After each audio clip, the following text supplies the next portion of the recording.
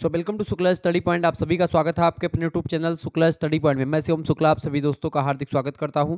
आज के वीडियो के माध्यम से हम लोग चर्चा करेंगे इंग्लिश के बारे में। इंग्लिश जो छात्र छात्राएं लिए हैं बीए सेकंड सेमेस्टर में हैं और आप पेपर देने जा रहे हैं। कल आपका पेपर है ENG 104 वाले कोड का, यानी कि दीनदयाल उपाध्याय गोरखपुर विश्वविद्यालय में जो पहला पेपर होता है इंग्लिश पोएट्री का, उसके लिए बहुत ही महत्वपूर्ण है लेक्चर। तो आप इस वीडियो को अंत तक देख लीजिएगा।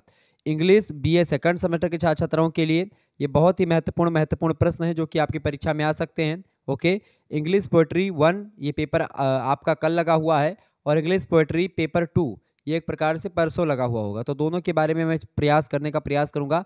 हालांकि आज का जो वीडियो है इंग्लिश पोएट्री 1 का है, कल जो वीडियो आएगा इंग्लिश पोएट्री 2 का होगा। ठीक है, तो ENG 104 का एक प्रकार से कोड वाला पेपर है, आप लोग इसको देखें। ठीक है, चलें जानने का प्रयास करते हैं कौन कौन से प्रश्न आपकी परीक्षा में आ सकते हैं। और परीक्षा की दृष्टि से ये सब प्रश्न बहुत ही महत्वपूर्ण है जिसको मैंने रखा है। क्लियर? तो आप इस वीडियो को लाइक और शेयर कर दीजिएगा। ठीक है, सभी दोस्तों के साथ इस वीडियो को शेयर कर दीजिएगा। इंग्लिश पोएट्री पेपर 1 से बनने वाले इंपॉर्टेंट प्रश्नों को हम लोग देखेंगे। चले, पहला प्रश्न आपकी स्क्रीन पर आ चुका, फटाफट से आप लोग देखने का प्रयास करेंगे। पहला प्रश्न आपकी स्क्रीन पर आ चुका है, थॉमस वाट लिव्ड इन, मतलब थॉमस वाट जो हैं ये इनका संबंध जो है किस सेंचुरी से था। तो थॉमस वाट का संबंध जो है ये किस सेंचुरी था 16th सेंचुरी से इनका संबंध था। किस सेंचुरी से? 16वीं शताब्दी से इनका संबंध था। ये बात आप ध्यान दें, किसका? थॉमस वाट। थॉमस वाट एक प्रकार से बड़े फेमस व्यक्ति हैं, ये बात आप ध्यान रखेंगे। ओके, थॉमस वाट की अगर बात करें तो बड़े फेमस व्यक्ति माने जाते हैं। देखें, अगला क्वेश्चन आपके स्क्रीन पर आ चुका है, who introduced sonnet to English literature, मतलब अंग्रेजी साहित्य में सोनेट से परिचय किसने करवाया सबसे पहले? शेक्सपियर ने, या जॉन मिल्टन ने, या थॉमस वाट ने, या थॉमस स्टेड ने? बताएं, स्टेड। करेक्ट आंसर क्या होगा? Who introduced sonnet to English literature, बताएं। तो सोनेट को अंग्रेजी साहित्य से किसने परिचित करवाया भाई? तो किसने करवाया था? थॉमस वाट ने ही करवाया था। ऑप्शन नंबर इसका सी करेक्ट आंसर होगा।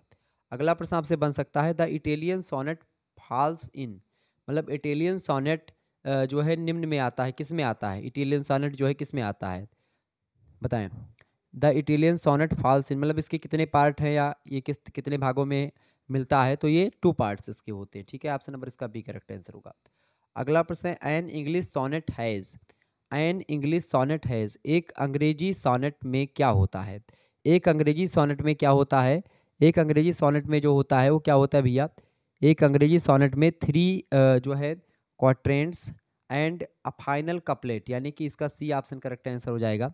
सी ऑप्शन इसका राइट आंसर हो जाएगा। यानी एक अंग्रेजी सोनेट में 3 चौपाई और एक अंतिम दोहा होता है। ठीक है, कैपलेट माने दोहा और क्वाट्रेंट्स माने चौपाई टाइप का, जिसे हिंदी में चौपाई होता है वो। अगला क्वेश्चन आपके स्क्रीन पर आ चुका है, प्रश्न है, the ottava rhyming A B B A and sestet rhyming C D E और C D C is generally found in, मतलब कि आपसे कह रहा है कि ओटावा राइमिंग में ए बी बी ए और सेसेट थीमिंग में सी डी ई अथवा सी डी सी आमतौर पर पाया जाता है किसमें? तो ये पाया जाता है किसमें भैया? ये किसमें पाया जाता है? ये पेट्राचन सोनेट में ये पाया जाता है। ऑप्शन नंबर इसका ए करेक्ट आंसर हो जाएगा। नेक्स्ट क्वेश्चन आप देखेंगे, which of the following is an example of sonnets in a sequence. प्रश्न आपसे कह रहा है, प्रश्न आपसे पूछा जा रहा है भैया, प्रश्न क्या पूछा गया है? Which of the following is an example of sonnets in a sequence, यानी कि निम्न में से कौन सा अनुक्रम में सोनेट का उदाहरण है इनमें से, बताएं। तो इसमें से कौन सोनेट का उदाहरण है भाई? ऑप्शन जो चारों दिए गए हैं इनमें से एस्ट्रोफिल और स्टेला। ठीक है, ऑप्शन नंबर इसका ए करेक्ट आंसर हो जाएगा। ठीक है, एस्ट्रोफिल और स्टेला इसका राइट आंसर हो जाएगा। नेक्स्ट क्वेश्चन आप देखेंगे, why is Henry Howard famous, बताएं। हेनरी हावर्ड फेमस क्यों है, क्यों थे, बताएं। Henry why is Henry Howard famous for introducing English sonnet, क्योंकि उन्होंने इंग्लिश सोनेट से परिचित करवाया था। ऑप्शन नंबर इसका ए करेक्ट आंसर होगा। अगला प्रश्न आपकी स्क्रीन पर आ चुका है, द टर्म्स ओटावा एंड मतलब कि सेस्टेट,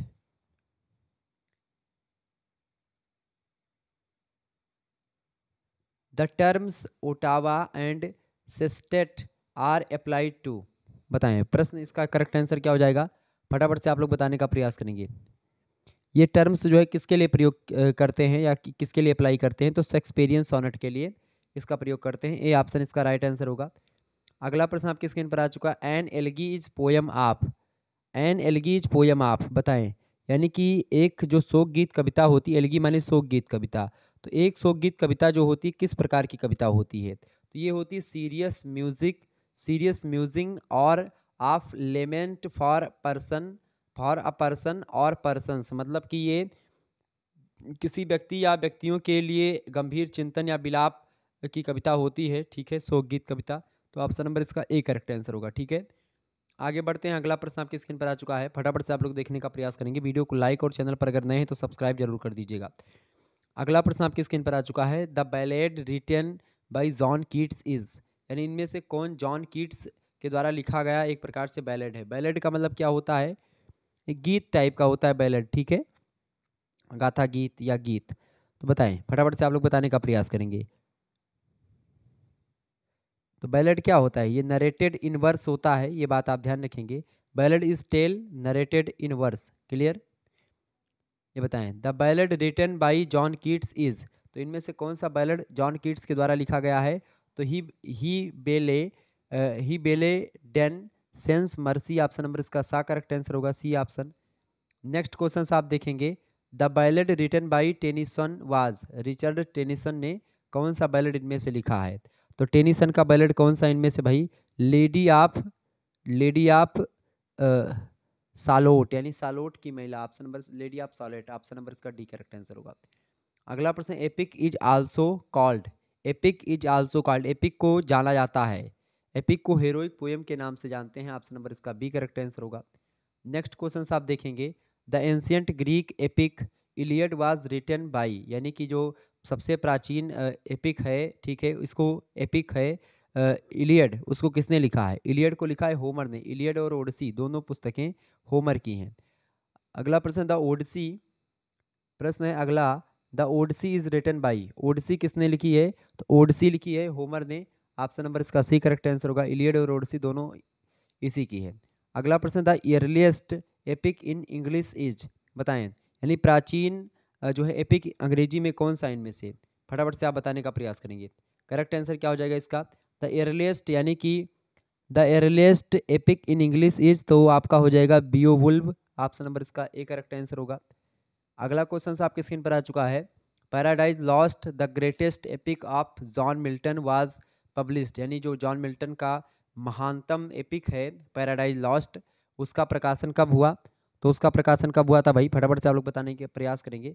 1667 इसका राइट आंसर हो जाएगा, 1667। नेक्स्ट क्वेश्चन आप देखेंगे। Lyric was brought in the England form, बताएं, लिरिक को इंग्लैंड से लाया गया था किसके द्वारा? Lyric was brought in the into England from, Italy से लाया गया था, बी ऑप्शन इसका राइट आंसर होगा। The English renaissance was a great age for, यानी कि जो इंग्लिश पुनर्जागरण है ये किसके लिए एक प्रकार से महान बताया जाता है? बताएं। तो ये गीत काव्य के लिए, यानी कि लिरिक पोएट्री के लिए, बी ऑप्शन करेक्ट आंसर होगा। अगला प्रश्न, lyric was introduced into England by, England में लिरिक को का परिचय किसने करवाया? इंग्लैंड में लिरिक से परिचय किसने करवाया था? तो थॉमस वाट, ऑप्शन नंबर इसका डी करेक्ट आंसर होगा। अगला प्रश्न, द फर्स्ट जो है anthology of English lyrics and sonnet was, बताएं। द फर्स्ट एंथोलॉजी मतलब कि ये बताएं, प्रश्न आपसे है कि अंग्रेजी गीत और सोनेट का पहला संकलन कौन सा था? The first anthology of English lyric and sonnets was, तो इसका करेक्ट आंसर हो जाएगा टोटल्स मिसक्लेनी, ऑप्शन नंबर इसका ए करेक्ट आंसर होगा। आगे देखेंगे। अगला प्रश्न आपसे बन सकता है, परीक्षा की दृष्टि से इंपॉर्टेंट प्रश्न है, फटाफट से आप लोग बताने का प्रयास करेंगे इसका राइट आंसर क्या होगा। प्रश्न है, इन विच वर्क डिड दांते फर्स्टली यूज ट्रेजारिमा, बताएं। इन विच वर्क डिड, यानी कि जो एक प्रकार से ट्रेजारिमा है, इसका प्रयोग जो है सबसे पहले किसने किया था, किस कार्य के लिए किया गया था? तो डिवाइन कॉमेडी दांते की पुस्तक है, उसी में इन्होंने जो है ट्रेजारिमा का प्रयोग किया था, ए ऑप्शन इसका करेक्ट आंसर होगा। अगला प्रश्न, which country is the origin of terza rima, बताएं। व्हिच कंट्री प्रश्न बढ़िया है। Which country is the origin of terza rima? Terza rima की उत्पत्ति किस देश में हुई है? तो इटली से हुई है, बी ऑप्शन इसका राइट आंसर होगा। अगला प्रश्न है, in which country did ट्रेजारिमा begin? यानी जो है दोबारा से किस कंट्री में, मतलब कि ये बताएं ट्रेजारिमा की शुरुआत जो है वो इटली में कब से हुई? तो ये 13वीं सेंचुरी से हुई है, option number A correct answer होगा। अगला क्वेश्चन है, how many syllable line were terza rima originally written? मतलब कि आपसे कह रहा है कि ट्रेजारिमा में मूल रूप से कितने शब्दांश रेखा थे या होते हैं, बताएं। ट्रेजारिमा में कितने शब्दांश रेखा होते हैं, बताएं। फटाफट से आप लोग बताने का प्रयास करेंगे। इसका राइट आंसर क्या हो जाएगा? बिल्कुल 11 सिलेबल लाइन, इसका राइट आंसर हो जाएगा 11 syllable line, B option. Next question आप देखेंगे, Chaucerian stanza which was first used by? बताएं, इस चौसरियन जो छंद है इसका प्रयोग सबसे पहले किसने किया था या किसके द्वारा किया गया था? तो Chaucerian stanza was first used by Geoffrey Chaucer, option number इसका बी करेक्ट आंसर होगा। जियोफ्री चौसर ने इसका प्रयोग पहले किया था, बी ऑप्शन इसका राइट आंसर होगा। अगला प्रश्न है, Chaucerian stanza is also called? Chaucerian stanza को किस नाम से जाना जाता है? तो इसको राइम रॉयल भी कहते हैं, बी ऑप्शन इसका राइट आंसर होगा। अगला प्रश्न आपसे बन सकता है, rhyme royal was introduced in? बताएं, rhyme royal was introduced in, इसका मतलब प्रयोग कब किया गया था या पहली बार ये सामने कब आया रॉयल राइम वाज? तो ये 14th सेंचुरी, ऑप्शन नंबर इसका सी करेक्ट आंसर होगा। इंपॉर्टेंट क्वेश्चन है परीक्षा की दृष्टि से आपके। अगला प्रश्न आप देखेंगे, the ottava rima was the first used in England by? बताएं, ओटावा रीमा का प्रयोग जो है सबसे पहले इंग्लैंड में कब, मतलब किसने प्रयोग किया, किसके द्वारा प्रयोग किया गया था? तो ये किया गया था सर थॉमस वाट के द्वारा, ऑप्शन नंबर इसका सी करेक्ट आंसर होगा। अगला क्वेश्चन आपके स्क्रीन पर आ चुका है, ड्रेडेंस अबसालोम एंड जो है एचिटोलोफिल इज? बताएं, प्रश्न आपसे पूछा गया है, प्रश्न आपसे पूछा गया है भाई, प्रश्न आपसे पूछा गया जो है ट्राइडन का जो अबसालोम और जो है अचितोफेल है वो क्या है? बताएं, अबसालोम एंड अचितोफेल इज ड्राइडन का वो क्या है? एन एलेगोरी, ऑप्शन नंबर इसका ए करेक्ट आंसर होगा। अगला प्रश्न है, पिंडरवाज यानी बताए पिंडर जो थे वो कहाँ, मतलब पिंडर थे तो थेल्स के मूल निवासी थे, ये आ नेटिव ऑफ थेप्स के मूल निवासी थे, ऑप्शन नंबर इसका ए करेक्ट आंसर होगा। अगला प्रश्न है, who was Latin counter part of Pindar? बताएं, पिंडर का लैटिन प्रतिरूप कौन था? तो पिंडर का लैटिन प्रतिरूप जो था वो था होरोस, ठीक है, होरेस, ऑप्शन नंबर इसका सी राइट आंसर हो जाएगा। नेक्स्ट क्वेश्चन आप देखेंगे, अगला प्रश्न आपकी स्क्रीन पर आ चुका है, प्रश्न इंपॉर्टेंट है, प्रश्न आपकी स्क्रीन पर आ चुका है, फटाफट से वीडियो को लाइक और शेयर कर दीजिएगा।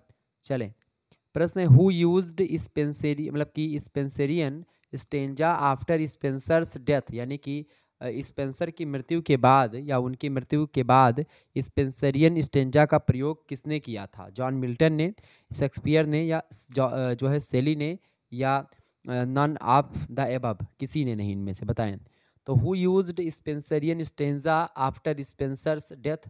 तो किसने किया था? सेली ने किया था, ऑप्शन नंबर इसका सी करेक्ट आंसर होगा। अगला प्रश्न है, what is the name of 9 line of Spenserian stanza?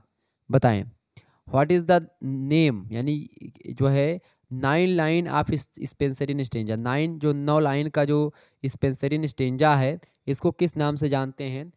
बताएं, इसको किस नाम से जाना जाता है? तो इसको किस नाम से जानते हैं? इसको जानते हैं अलेक्जेंड्राइन के नाम से, अलेक्जेंड्रेन, ऑप्शन नंबर इसका सी राइट आंसर हो जाएगा। नेक्स्ट क्वेश्चन है अलेक्जेंड्रिन।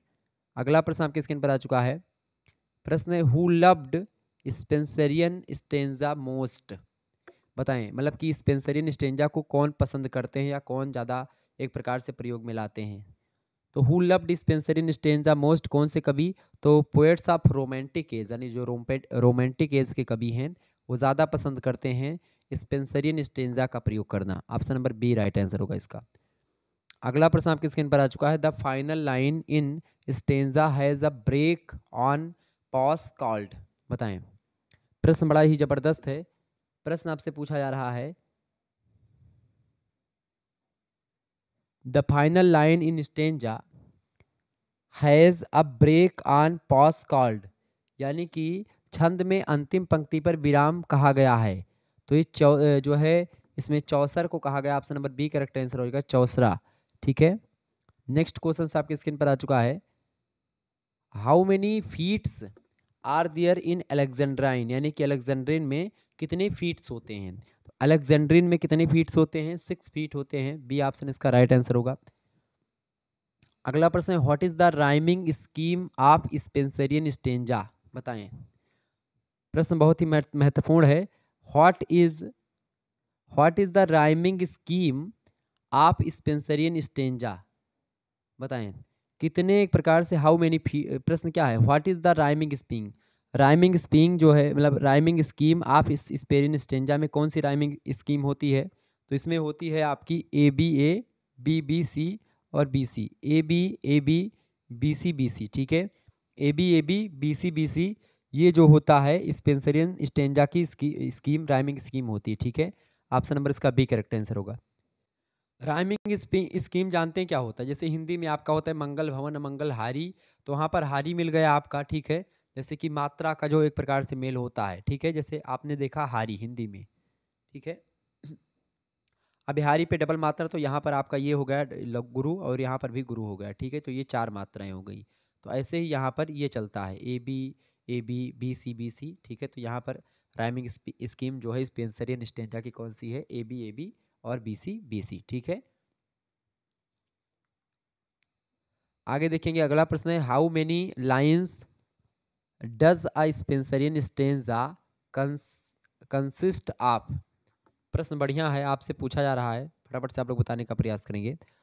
How many lines does a Spenserian stanza consist, यानी कितने लाइन का प्रयोग एक प्रकार से स्पेंसरियन स्टेंजा में कंसिस्ट है। तो 9 लाइन, ऑप्शन नंबर इसका सी करेक्ट आंसर होगा। नेक्स्ट क्वेश्चन है which sonnet rhymes as A B C और ई।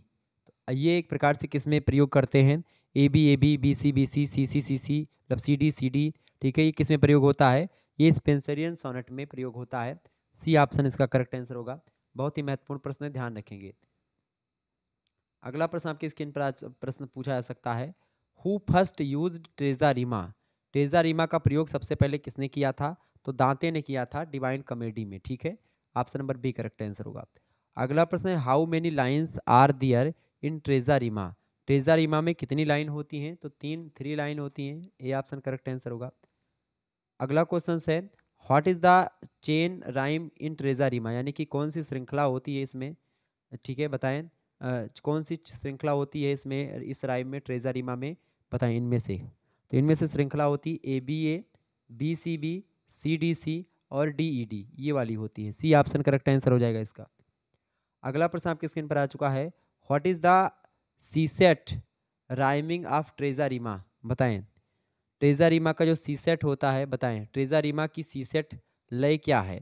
तो ट्रेज़ारिमा की जो सीसेट लय है वो होती है आयम्बिक पेंटामीटर। ऑप्शन नंबर इसका सी करेक्ट आंसर हो जाएगा। तो ये प्रश्न इंपॉर्टेंट है, ये सब ध्यान रखेंगे परीक्षा की दृष्टि से आपके। आगे बढ़ते हैं और अगले प्रश्न की ओर। अगला प्रश्न आपकी स्क्रीन पर आ चुका है who devised the term practical criticism, बताएं प्रैक्टिकल क्रिटिसिज्म। प्रश्न आपसे पूछा जा रहा है कि व्यवहारिक आलोचना का जो शब्द है किसने प्रतिपादित किया, बताएं। प्रश्न इंपॉर्टेंट है परीक्षा की दृष्टि से आपके। Who devised the term practical criticism, यानी व्यवहारिक आलोचना शब्द किसने प्रतिपादित किया। तो इसको किसने प्रतिपादित किया था भाई, फटाफट से आप लोग बताने का प्रयास करेंगे। आई ए रिचार्ड्स, राइट आंसर क्या हो जाएगा, सी ऑप्शन इसका करेक्ट आंसर होगा। नेक्स्ट क्वेश्चन आप देखेंगे। अगला प्रश्न है व्हाट इज जो है रेटोरिक। रेटोरिक क्या है, व्हाट इज रेटोरिक। रेटोरिक जो होता है आपका वो क्या होता है भाई, रेटोरिक होता है strategic use of language to create intended effort मतलब इफेक्ट ऑन द ऑडियंस, मतलब कि जो दर्शक होते हैं उन दर्शकों पर इच्छित प्रभाव पैदा करने के लिए भाषा का जो रणनीतिक प्रयोग होता है, भाषा का एक प्रकार से जो एक रणनीतिक प्रयोग होता है, स्ट्रेटेजिक जो है यूज़ होता है, यानी कि एक रणनीति के तहत जब हम भाषा का प्रयोग करते हैं दर्शकों पर प्रभाव डालने के लिए, जो हम प्रभाव चाहते हैं, तो उसी को बोलते हैं रेटोरिक। ठीक है, ऑप्शन नंबर इसका बी करेक्ट आंसर होगा। नेक्स्ट क्वेश्चन आपकी स्क्रीन पर आ चुका है। प्रश्न बहुत ही महत्वपूर्ण है। Similarity of sound between words और सिलेबल्स इज कॉल्ड। प्रश्न आपसे पूछा गया similarity of sound between words और सिलेबल्स इज कॉल्ड, यानी कि प्रश्न आपसे कह रहा है, प्रश्न क्या कह रहा है कि शब्दों या अक्षरों के बीच ध्वनि की समानता क्या कहलाती है। तो शब्दों या अक्षरों के बीच ध्वनि की जो समानता होती है उसको क्या बोलते हैं भैया, उसी को तो बोलते हैं क्या, उसको क्या बोलते हैं, उसी को राइम बोलते हैं। ऑप्शन नंबर इसका ए करेक्ट आंसर हो जाएगा। किसको, शब्दों या अक्षरों के बीच ध्वनि की समानता को राइम बोला जाता है। जैसे मैंने आपको बताया था मंगल भवन मंगल हारी, तो एक में हारी आ रहा है और द्रव से दूसरा सब्जेक्ट बिहारी, एक में बिहारी आ रहा, तो उसमें भी आप देखेंगे बिहारी, यहाँ पर ध्वनि भी ठीक है और शब्द और ये सब एक जैसे आ रहे हैं, तो यही आपका राइमिंग वर्ड होता है। ठीक है, ए ऑप्शन करेक्ट आंसर होगा। अगला क्वेश्चन आपकी स्क्रीन पर आ चुका है। अ सिलेबल इज अ, सिलेबल क्या है, सिलेबल एक वावेल साउंड है। ऑप्शन नंबर इसका बी करेक्ट आंसर होगा, स्वर ध्वनि है, बी ऑप्शन। अगला प्रश्न आपकी स्क्रीन पर आ चुका है। अ कपलेट कंप्रेजिंग जो है dactylic hexameter followed by a pentameter. प्रश्न आपसे कह रहा है, प्रश्न आपसे क्या कह रहा है, एक कपलेट को लेकर के प्रश्न है कि एक दोहा जो होता है, एक कपलेट जो होता है जिसमें एक जो है डेक्टिकली मतलब कि डेक्टिलिक हेक्सामीटर और उसके बाद एक पेंटामीटर शामिल होता है, उसको क्या बोलते हैं, उसको क्या बोलते हैं, उसको एलियाक मीटर बोलते हैं, एलिजिक मीटर बोलते हैं। ऑप्शन नंबर इसका सी करेक्ट आंसर हो जाएगा। ठीक है, उसको क्या बोलते हैं, उसको एलिगियाक मीटर बोलते हैं। ऑप्शन नंबर इसका सी करेक्ट आंसर होगा। नेक्स्ट क्वेश्चन है the child is father of the man is an example of, the child is father of man is example of, यानी कि एक ये प्रश्न पूछा जा रहा है कि बच्चा आदमी का पिता है, इस किसका उदाहरण है। तो बच्चा एक प्रकार से आदमी का पिता है, ये जो है हाइपरबोल है नहीं, ये जो है एपिग्राम, ये अलंकारों का प्रयोग है। ठीक है, तो ये ऑक्सीमोरन है या फिर जो है अल्ट्रेशन, अल्ट्रेशन का मतलब होता है आपका अनुप्रास अलंकार। ठीक है, अनुप्रास। हाइपरबोल का मतलब होता है अतिशयोक्ति। एपिग्राम जो है इसमें आपको पड़ेगा। ठीक है, the child is father of the man, ये एपिग्राम यहाँ पर जो है अलंकार होगा। ठीक है, एपिग्राम, इसका करेक्ट आंसर क्या हो जाएगा, बी ऑप्शन। ठीक है, नेक्स्ट क्वेश्चन आप देखेंगे। अगला प्रश्न, James I was the biggest fool in जो है क्रिश्चियन डॉर्न, यानी आपसे कह रहा है कि प्रश्न आपसे पूछा जा रहा है, प्रश्न कह रहा है कि जो है जेम्स प्रथम ईसाई जगत का सबसे बुद्धिमान मूर्ख था। ये एक प्रकार से इसमें कौन सा होगा, इसमें आपका होगा पर्सोनिफिकेशन, यानी व्यक्तिकरण अलंकार, यानी पर्सोनिफिकेशन इसका राइट आंसर हो जाएगा, बी ऑप्शन। नेक्स्ट क्वेश्चन आप देखेंगे। अगला प्रश्न आपसे पूछा गया है, how high his honour holds his haughty head, ये बताएं इसमें कौन सा अलंकार होगा। इसमें आपका जो है एलिट्रेशन आपको दिख रहा है कि भाई इसमें आपका अनुप्रास अलंकार होगा। व्यंजन वर्डों की आवृत्ति यहाँ पर जो है आपकी बहुत ज़्यादा, एच एच एच सभी में एच से शुरू है, तो इसका ए ऑप्शन करेक्ट आंसर होगा। ठीक है, आगे देखते हैं। अगला प्रश्न आपकी स्क्रीन पर आ चुका है। Shakespearean got married at the age of, मतलब कि जो विलियम शेक्सपियर थे इनकी शादी कब हो गई थी, विलियम शेक्सपियर की शादी कितने वर्ष पर हो गई थी। तो विलियम शेक्सपियर की शादी की अगर बात की जाए तो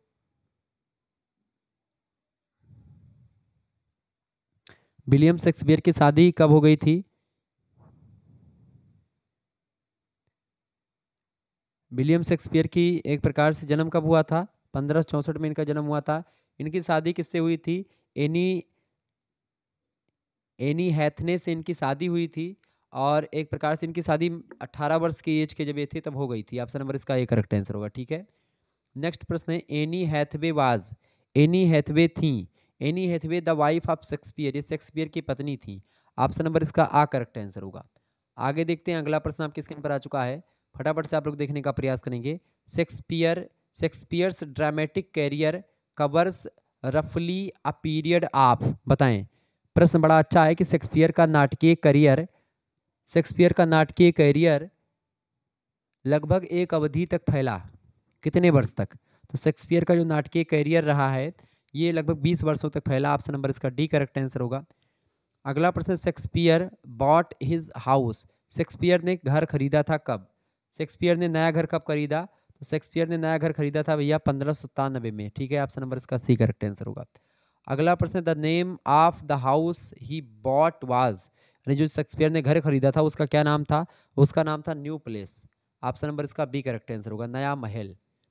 अगला प्रश्न है, in which year did Shakespeare Shakespeare's son Hamnet die, बताएं। शेक्सपियर का जो लड़का था हेमेंट, वो कब उसका निधन हो गया था? तो हेमेंट का निधन हुआ था, हेमनेट, हेमनेट का निधन हुआ था 1596 में, 1596। ठीक है, ऑप्शन नंबर इसका सी करेक्ट आंसर हो जाएगा। अगला प्रश्न है, क्वीन एलिजाबेथ डेड इन, क्वीन एलिजाबेथ का निधन कब हुआ था? 1603 में हुआ था। बी ऑप्शन इसका राइट आंसर होगा। नेक्स्ट क्वेश्चन है, the famous globe theatre was built in, बताएं प्रसिद्ध ग्लोब थिएटर कब बनाया गया था? तो प्रसिद्ध ग्लोब थिएटर जो बनाया गया था वो 1599 में बनाया गया था। इसका डी ऑप्शन करेक्ट आंसर होगा। नेक्स्ट क्वेश्चन आप देखेंगे, अगला प्रश्न आपकी स्क्रीन पर आ चुका है, who calls Milton God gifted organ voice of England, मतलब गॉड गिफ्टेड इनकी ऑर्गन वॉइस थी इंग्लैंड की, ये किसने कहा था? इनको कौन बोलता था, बताएं। जॉन मिल्टन को। जॉन मिल्टन का जन्म हुआ था 1608 में। ठीक है, और ये एक प्रकार से who is called blind board of epic, तो इनको मिल्टन को ही कहा जाता है। ठीक है, ये बात ध्यान रखेंगे। इनकी पुस्तकें बड़ी फेमस हैं। ओके, प्रश्न आपसे पूछा गया, who called Milton God gifted organ voice of England, इनको कौन ये बोलता था? टेनिसन, रिचर्ड टेनिसन इनको बोलते थे। Option number A correct answer होगा, God gifted organ voice of England. Next question है, when I consider how many light is spent is the line of on his blindness composed by, बताएं। तो Milton, option number इसका C correct answer हो जाएगा। यानी कि आपसे कह रहा है कि जब मैं विचार, when I consider,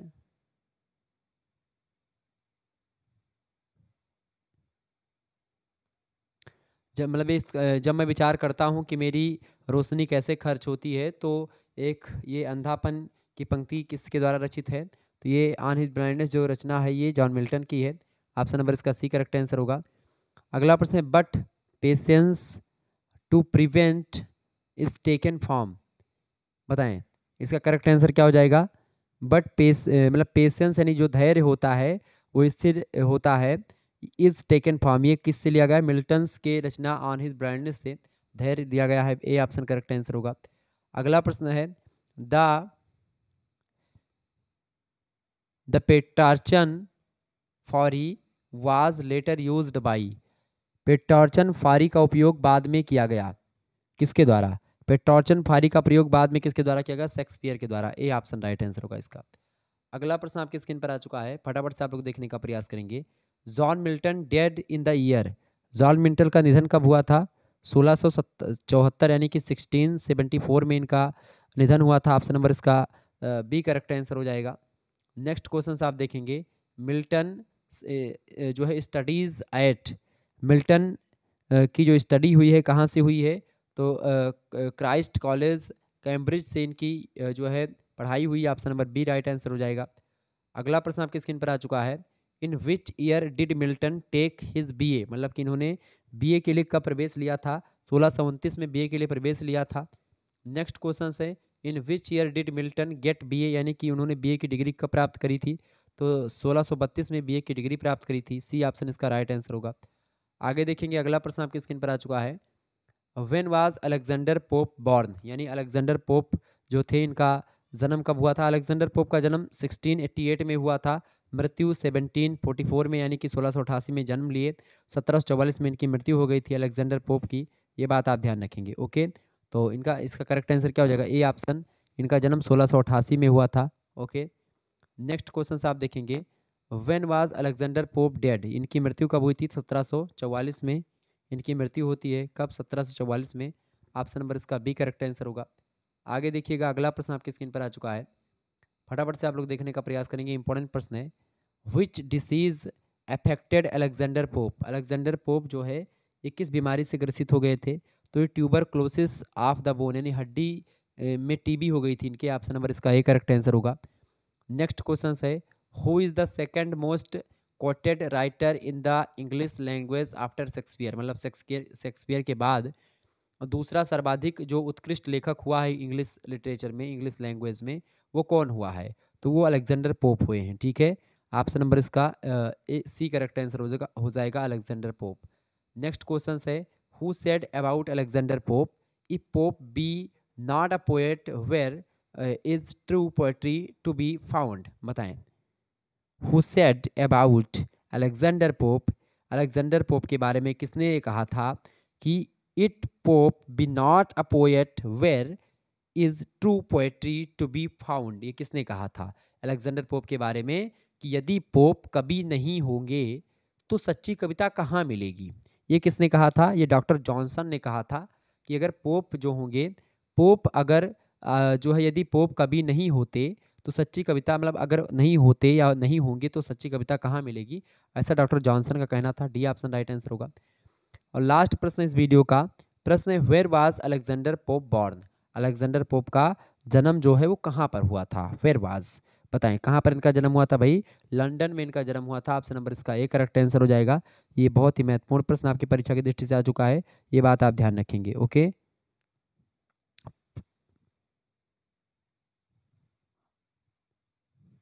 Prince of classicism किसको किसको कहा जाता है?